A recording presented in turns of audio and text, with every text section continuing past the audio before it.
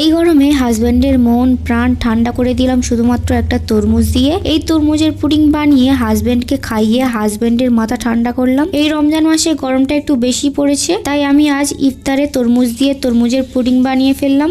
এই ঠান্ডা ঠান্ডা পুডিং খেয়ে তার গরম মাথা একেবারে ঠান্ডা হয়ে গিয়েছে। এই রমজানে তোমরাও চাইলে বানিয়ে ফেলতে পারো ইফতার আইটেমের জন্য।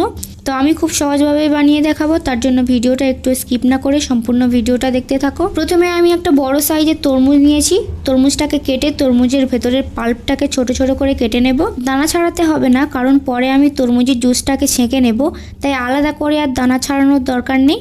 এবারে একটা জুসারের জারের মধ্যে তরমুজের পাল্পগুলোকে আমি দিয়ে তরমুজের জুস বানিয়ে ফেলবো। আমি যে তরমুজটাকে নিয়েছি বলতে গেলে তরমুজটা বেশি লাল নয়, দেখতেই পাচ্ছ তরমুজের জুসের কালারটা। তো আমি একটা তরমুজের হাফ তরমুজকে এখানে জুস বানিয়ে নিয়েছি। এবারে যে প্যানটাতে আমি রান্না করব সেই প্যানের মধ্যে তরমুজের জুসটাকে একটা ছাঁকনি দিয়ে ছেঁকে নেব, তাহলে একটা পিওর জুস আমি পেয়ে যাব।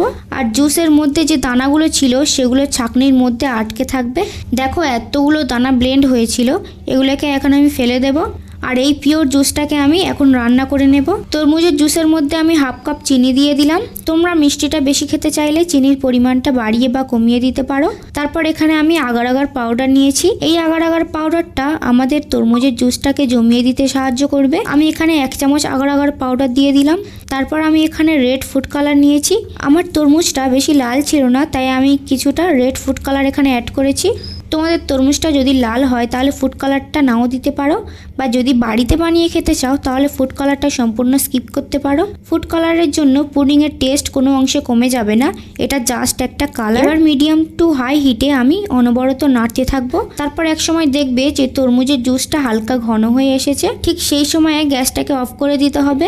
জুসটা বেশি পাতলা থাকলে পুডিংটা কিন্তু পারফেক্টভাবে জমবে না, তাই একটু গাঢ় হলেও সমস্যা নেই। তারপর আমি একটা প্লাস্টিকের এইরকম একটা বোল নিয়েছি। তোমরা যে কোনো স্টিলের বাটি বা বোল নিতে পারো। এবারে তরমুজের জুসটাকে আমি বোলের মধ্যে ঢেলে দেব। তারপর ফ্রিজে রাখবো 1 ঘন্টার জন্য। প্লাস্টিকের বোলের মধ্যে পুডিংটাকে জমাতে দিয়েছি, কারণ ফ্রিজে প্লাস্টিক খুব তাড়াতাড়ি ঠান্ডা হয়ে যায় আর পুডিংটাও তাড়াতাড়ি জমে যাবে। তো তোমাদের ফ্রিজের টেম্পারেচার অনুযায়ী পুডিংটা জমতে টাইমটা কম বেশি লাগতে পারে। আমি ডিপ ফ্রিজে রেখেছিলাম, তাই 30 মিনিটের মধ্যে আমার পুডিংটা জমে গিয়েছে। এবারে একটা আঙুল দিয়ে হালকা প্রেস করে পুডিংটাকে আমি ছাড়িয়ে নেব। ছুরি দিয়ে কাটলে পুডিংটা নরম হওয়ার কারণে সাইডগুলো কেটে যেতে পারে, তাই আমি এইভাবে ছাড়িয়ে নিলাম। তারপর একটা প্লেট বোলের ওপরে রেখে প্লেটটাকে উল্টে নেব, আর উপর থেকে হালকা ট্যাপ ট্যাপ করলেই পুডিংটা বেরিয়ে আসবে। এবারে পুডিংটাকে ডেকোরেশন করার জন্য আমি একটা আঙুর নিয়েছি। একটা লম্বা আঙুরকে ছুরি দিয়ে মাঝখান থেকে একটু বাঁকিয়ে কেটে নেব। দেখো আমি কাজটা কিভাবে করছি। তারপর ডান সাইডের দিক থেকে হাফ আঙুরটাকে ঘুরিয়ে দেব, মানে নিচের দিকটা ওপরে আর ওপরের দিকটা নিচের দিকে করে দিলেই আমাদের লাভ শেপের আঙুর তৈরি হয়ে যাবে। এবারে এই আঙুরটাকে আমি পুডিংয়ের মাঝখানে বসিয়ে দেব, তাহলে পুডিংটা দেখতে আরো বেশি ভালো লাগবে। এরপর পুডিংটাকে আমি কেটে দেখাচ্ছি যে পুডিংটা কত সুন্দরভাবে ভেতর থেকে জমে গিয়েছে। ছুরি বসানোর সাথে সাথেই কাটতে হলো না, কত সুন্দরভাবে কেটে যাচ্ছে দেখো।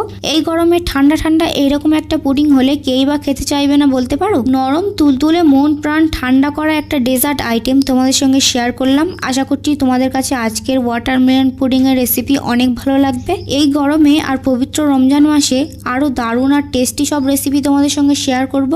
তাই যদি এখনও আমার চ্যানেলে নতুন হও তাহলে আমার চ্যানেলটাকে সাবস্ক্রাইব করে রাখো, যাতে পরবর্তী ভিডিওর আপডেট সবার আগে তোমার কাছে পৌঁছায়। আজকের ভিডিওটা ভালো লাগলে অবশ্যই আমাকে কমেন্টে জানাতে ভুলো না। ভিডিওটা ভালো লাগলে ভিডিওতে একটা লাইক করে দিও, আর তোমার ফ্যামিলি মেম্বারদের সাথে শেয়ার করে দিও, যাতে তারাও এই তরমুজের পুডিংটা বানিয়ে ইফতারে খেতে পারে। দেখা হবে পরের কোনো ইউনিক অ্যান্ড টেস্টি রেসিপিতে। ততক্ষণে বাই বাই।